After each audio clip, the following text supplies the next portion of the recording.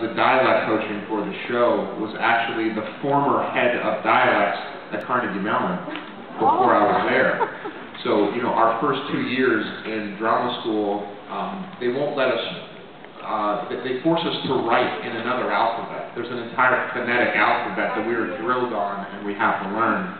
And IPA, yeah, someone said IPA, yeah. And so we have to learn all of these symbols so that when you hear foreign languages, when you hear other dialects, you actually hear the sound changes.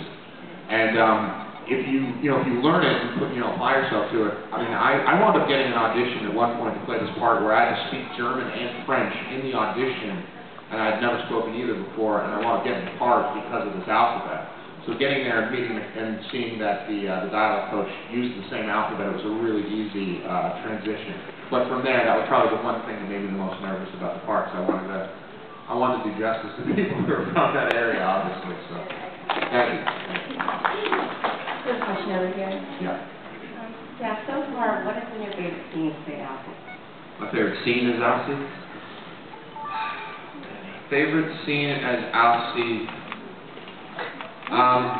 Probably just a tie between two. One was that huge 6-page monster scene where, we're dragging Bill out in the vampire burrito. And, covered in blood. And actually, his head kind of hit against my crotch area, carrying the burrito out.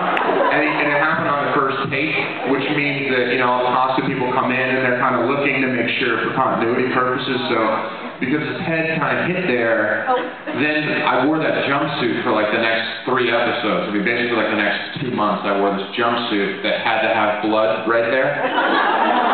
So, every jumpsuit I wore had that blood.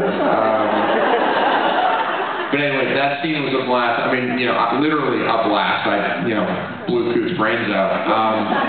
But that scene was really great. I thought the stuff with Debbie was super sad, I think. The fact that, Alcide didn't want to have a baby because he didn't want to put a child through what he had been through.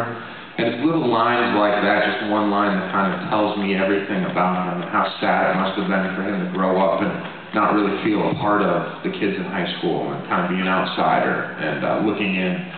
And so that scene was great. And then I love the scene on the porch where Alcide says goodbye to Sookie. It just came out really nice. A question over here.